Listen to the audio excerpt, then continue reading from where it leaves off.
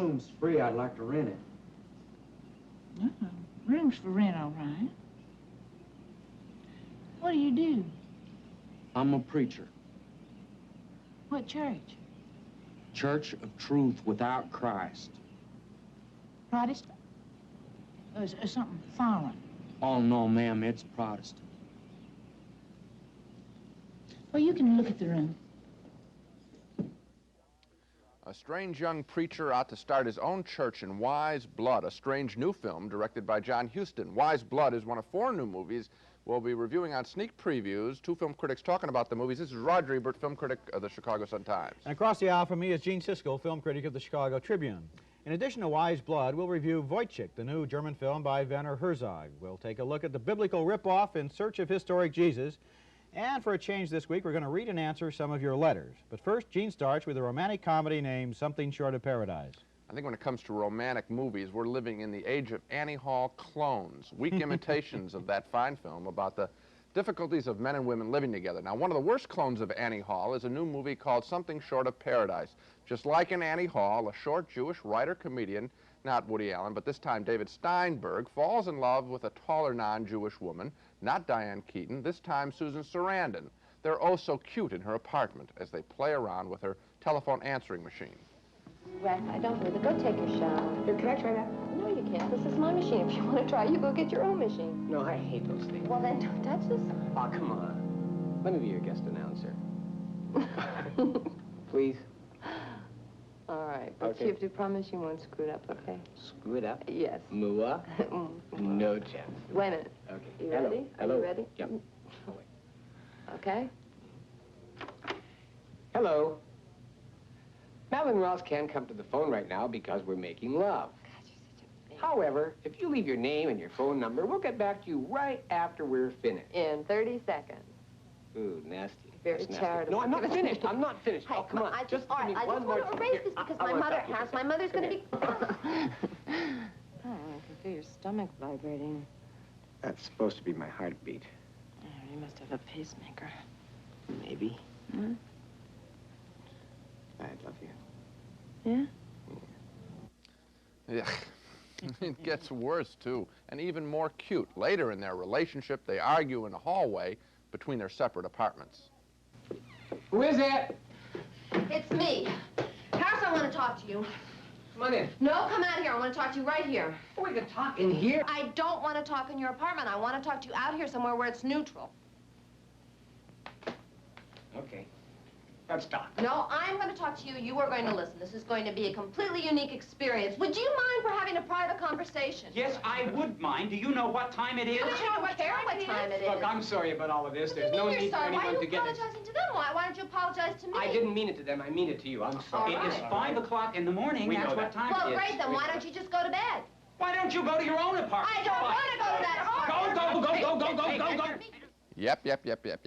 That's a comedy sketch, not a real-life moment between two people. And when the couple in this film isn't performing comedy routines in a weak imitation of Annie Hall, they argue about their individual freedoms. They're boring as individuals, and they're boring as a couple. Yeah, the one thing I like about Annie Hall was that they were real contemporary people. Who had Here- affection for each other. Who You had could see it, affection, yes. yeah. Here they seem to have been borrowing their entire personalities off of television. That could have been a sketch from The Honeymooners or I Love Lucy. And when they stand next to each other in a shot, and you can see that it's just two actors standing there reciting lines that have to be well-timed so that they don't interrupt or they remember a line from before, that isn't what a relationship is about, in person or on screen. Right, We want to see these people look at each other and feel something. They Right, don't and in get this movie, they don't really stand next to each other that much. They're always analyzing the relationship in the third person. They're sitting at home alone thinking, even voiceover, thinking, what do I do now? What do I think about this guy? What should my next move be?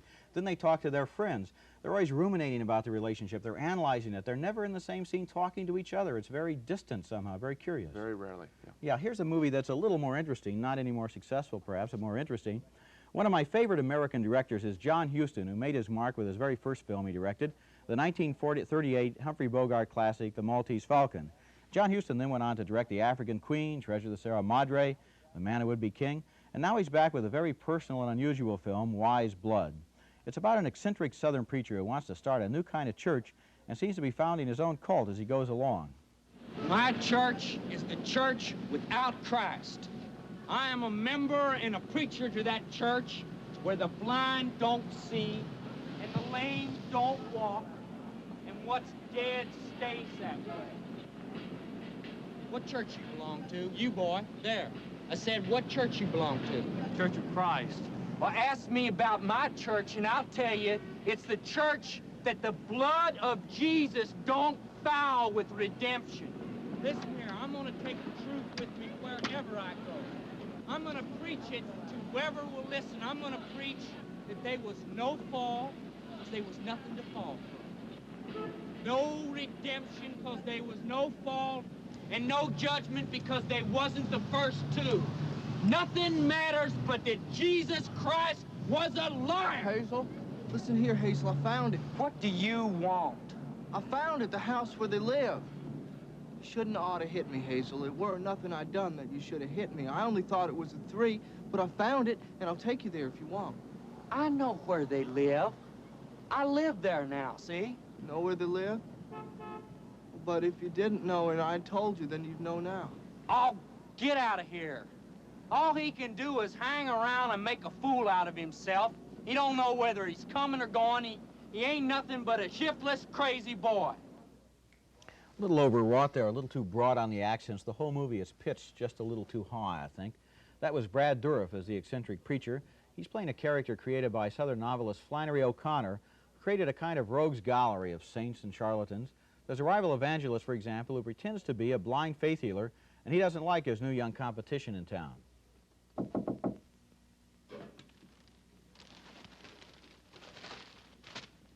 Who is it? Come in.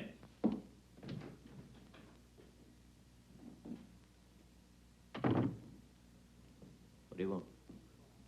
If Jesus Christ cured blind men, how come you don't get him to cure you? He blinded Paul. Where did you get them scars under your eyes? Get me that clipping.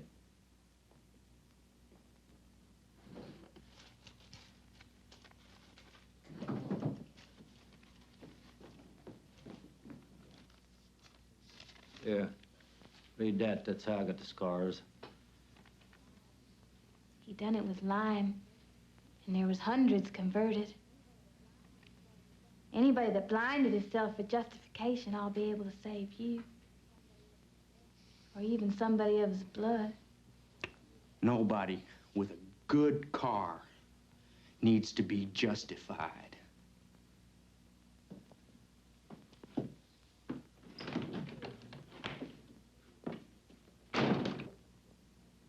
Got away with my clipping. Go get it. Well, you got another clipping, ain't you? The one that says evangelist nerve failed. Down home in the shack. It's hard to say exactly what kind of world John Huston was trying to create in Wise Blood. It's not a realistic world, that's for sure. Everybody's a character, everybody's eccentric, and half the characters are half mad and the other half are insanely inspired. They seem to belong somewhere in that fantasy stereotype of the South that's been collectively created by William Faulkner, Tennessee Williams, Flannery O'Connor, and Mayberry RFD. But by the movie's end, we've somehow never really gotten personally involved with these characters. Wise Blood creates a universe that exists on its own terms, and sometimes it is sort of fascinating, I've got to admit that, but it just doesn't quite connect with any world we can identify with. I want to pick on that thing about the South. When I see a picture like this, it's almost as if these directors in Hollywood and in California think they're making something significant by going down to the South and shooting a picture there and simply showing those quaint folks who live down south. You know, show the old stores, show the old cars, and show the old-fashioned people. That's what the real messages of these pictures are, and it's really rather patronizing. It's kind of borrowed authenticity. If they don't really believe in their characters, they feel they give them an accent, let them kick enough dust around and so forth, they'll seem so real to us, so nitty-gritty, that we don't really ask, what are these people doing? What are they saying? What do they mean? I think I have a clue maybe to what might be going on in this picture. It's a tough one to figure out, and it's by a serious director, so it's worth thinking about seriously, I guess. The preacher at the end of the picture becomes sort of a Jesus-like figure. He tortures himself and all that. And since he has a church without Christ that he's talking about, maybe the message of the film is that if Jesus were to come back and be that preacher, he would found a church without Christ because presumably Christ's message has been distorted now, and it isn't as pure a message as it once was 2,000 years ago. That's all I can get out of the picture. I can get that out too. The only problem is I don't know whether I'm getting that out of the picture or whether that's what the character thinks, and then the picture thinks the character is crazy. I mean, you don't really know if this film advocates the point of view of its central character or is simply looking at it in derision. You do not know that, and that's what is very frustrating, because you end up thinking that he's just making fun of this preacher. All right, now we stay with religion for our next film. We come to a picture that's easy to criticize, but it's going to be a little tough to show you exactly why we don't like it. The film is in search of historic Jesus, one of those pseudo-documentary films made by the folks who have given us such dumb films as Beyond and Back, The Lincoln Conspiracy, and In Search of Noah's Ark. Those are great, weren't they? Really terrific. Yeah. Right. Well, as critics, Roger and I really detest the film that this company makes. It's Sun Classic Pictures out of Salt Lake City, and Sun Classic Pictures doesn't like us or many other critics. They wouldn't let us use a scene or let us take an excerpt from their new movie, In Search of Historic Jesus. It's a film that suggests in its hyped-up TV ads that it's going to prove that Jesus was the Son of God. Obviously something a lot of people are really interested in, to say the least. But the film proves no such thing. All it does is ask a lot of questions. Is this true? Is this not true? Or could this be true? You're looking at scenes television station WBBM-TV took of crowds going to see this movie at a downtown theater in Chicago. The makers of this type of movie typically rent the theater and jack up the admission price $50, and yet the crowds keep coming. And what do people get? A cheap magic show. There's a sequence where Jesus walks on water. Look closely, you can see the ledge in the water the actor is walking on. Elsewhere, the film speculates on what Jesus did between the ages of 12 and 30. Here, the actor playing Jesus supposedly visits India and Persia in a sequence shot in Utah. This is an offensive retelling of a great story. If this film had been done right, it could have been beautiful, moving, and needless to say, very important. Instead, this is a cheaply made film that lifts battle footage from other biblical epics and calls it its own. In Search of Historic Jesus is a complete ripoff. Do you agree? It is a complete ripoff. I do agree, and here's how they do it in their newspaper ads. What's despicable is the way the film company tries to pressure you to rush right out and see this movie with advertising campaigns that work like this. The first ad tells you the movie starts tomorrow for 1 week only. They run this ad on the day before it opens. Well, 1 week later, they run an ad proclaiming that this is the last day, your last chance to see this movie. But hold on, that's baloney, because in the very next day's paper, we see this ad. Look at this. Held over for one final week. Terrific. What do you know? It wasn't the last day. A little bit of a con game going on here, because the purchase order for this held over ad was placed at the very same time as the last day ad. In other words, when they said it was the last day for the film, they knew it wasn't the last day. There must be something about that in the Bible, Gene. The TV commercials do the same thing. The first week, they tell you it's for 1 week only. The second week, they tell you it's been held over, and they send out TV commercials for both weeks at the same time. Now, obviously, the newspapers and TV stations who accept this advertising are willing accomplices in these phony ad campaigns. They're at fault, too. But the fact remains that the public is being cynically pressured into seeing these movies by advertising gimmicks. Designed by the film company. Exactly. You know what is even worse than the trickery with the ads? I think what's horrible is that these films perpetrate an old-fashioned notion of religion, and especially to little kids. Instead of stressing the human values that a religion has, this film gives us characters, a guy playing Jesus, and his hands glow. 3 wise men, and they're all lit up with neon. What does this have to do with religion? It's like everybody in this movie walks around with their fingers stuck in an electric light socket. You know, they're always glowing. Let me tell you one other thing that I liked. They talk about those missing years when Jesus was between the ages of 12 and 30. Well, that gives them 18 years when anything could have happened, and in this movie, anything does. They bring down a Bible from the shelf, for example. They say, well, this is a testament that was written in 1912. That's great. And then they show it to you, and then they put it back on the shelf. They never open it. And then we cut to a map. And they have little dotted lines going down the map. And they say, well, Jesus left Jerusalem, and maybe he went to Persia, and maybe he went to India. And then the dotted line goes over to India. But on the other hand, maybe he went over to England. Well, he had 18 years. He could have walked anywhere, right? And sure enough, in England, they show you a church. And they say, well, this church could have been built about the time that Christ was there. Well, I know enough about architecture to tell you that church is a Norman church. It wasn't built for hundreds of years after Christ was there, if he was there. But this movie doesn't care. You're just sitting there in the theater, and they say, what if he went to England? What if he went to Persia? You're totally confused, and they don't really care. Once they've got your money, they'll tell you anything. And the worst thing about this kind of picture is that people get roped into this. I don't know when you saw it. The crowd, it was a big crowd when I saw it. People that when they get beaten like this, they don't want to go back to movies. Any kind of movie. I think people get the point. We don't like In Search of Historic Jesus. It was safe enough to say for a long time that Americans never went to German films. And that began to change around 1970 with the rise of what's been called the German New Wave. And there are two German films right now that are attracting big audiences. Rainer Werner Fassbinder's The Marriage of Maria Braun, and Werner Herzog's dramatic new version of the Dracula legend, Nosferatu. And now Herzog is back again with a strange, offbeat, and fascinating retelling of a 19th century story called Woyzeck. Klaus Kinski, who played Count Dracula, stars as Private Woyzeck, whose private hell on earth is that he's a man obsessed with following orders, with doing the right thing. And yet his superiors are forever torturing him with verbal insults. In this scene, for example, the sadistic army captain and a crazed doctor whisper to Woyzeck that his mistress, who bore his child and who seems to love him, has been unfaithful. A situation like that is clearly more than Woyzeck can handle, and like a lot of Herzog's heroes, he turns to nature as his confidant. This is a typical Herzog scene with the hero at one with nature, with the sky and the land and the field, seeking some kind of earth power to help solve the problem of his unfaithful mistress. A scene like that could have really been ridiculous with another actor, but Kinski really makes it compelling. And it's impossible to imagine Woyzeck without Klaus Kinski, who's one of the most extraordinary film actors to come along in a long time.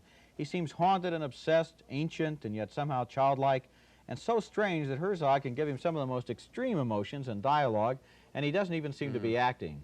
I don't think Woyzeck is as successful as Herzog's Nosferatu, but it is a powerful film experience. I think you're right in the sense that you put the emphasis on the actor rather than the film or the filmmaker.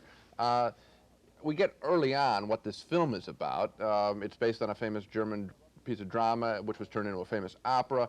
It's roughly about a lower class, working class man being subjected to all kinds of punishment by authority figures and how horrible the world is, and he thinks the world's going to end, and what's really happening is the world's ending for the lower class people all the time.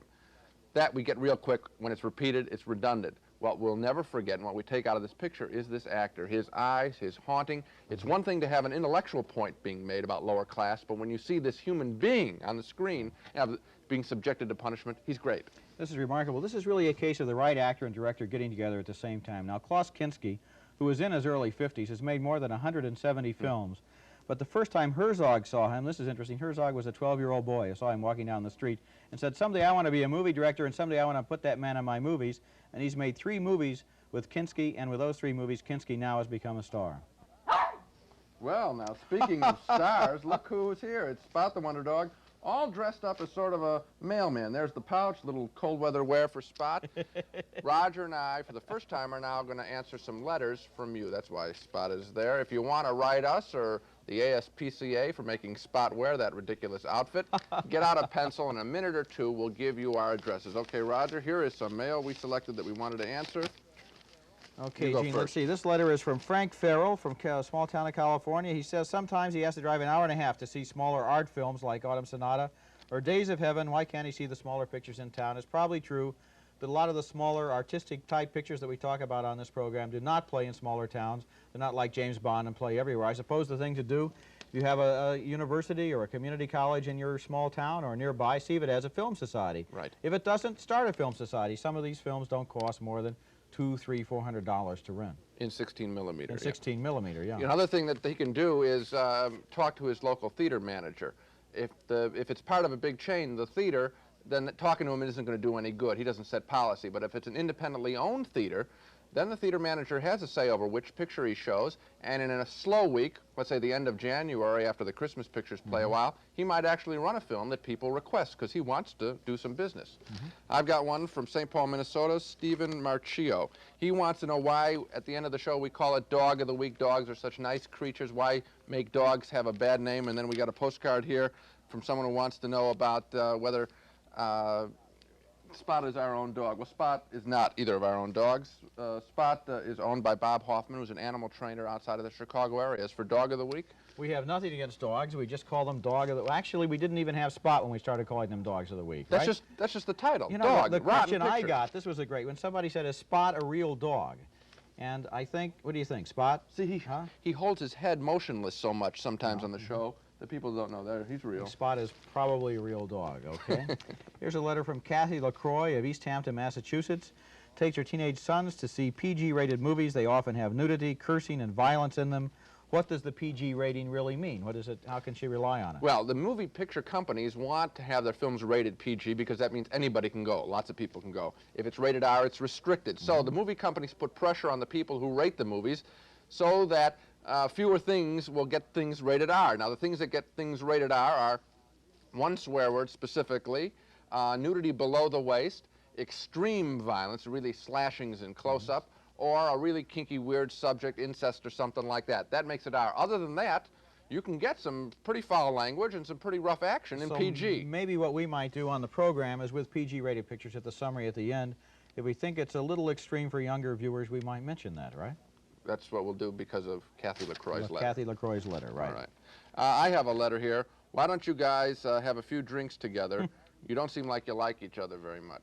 Well, we are competitors. We've been competitors for 10 years. The two, you work for the Tribune, I work for the Sun-Times in Chicago, the two morning newspapers. So professionally, we are competitors. Yes, I like to beat your brains out in print anytime I can. Well, I always enjoy doing that too, but I suppose I have a grudging respect for you as a film critic. I suppose I do too. Right, and when we leave the studio, we drive in separate directions in separate cars, right? We have a drink once in a while. Okay, right. That just about does it for this show. Thanks for your letters, and if you feel like writing, our address is Sneak Previews, care of WTTW Television, 5400 North St. Louis, Chicago, Illinois, zip code 60625. Repeating once again, Sneak Previews, WTTW, 5400 North St. Louis, Chicago, 60625. And Spot the Wonder Dog is at the same address, but he does a really bad job of answering his mail.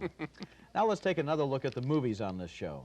Something Short of Paradise stars David Steinberg and Susan Sarandon, and we thought their love story was a mess, so we say no. Gene and I cannot recommend that you see Something Short of Paradise rated PG.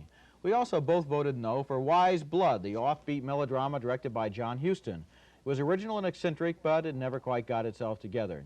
And two more loud no votes for In Search of Historic Jesus, which had a phony ad campaign and turned out to be a complete ripoff once you got into the theater. We both voted yes, though, on Woyzeck, starring Klaus Kinski. It was a bleak and haunting portrait of a man being crushed by his society. Well, that's it for this show. Next time on Sneak Previews, Roger and I will review 5 new films, including some of the big Christmas movies.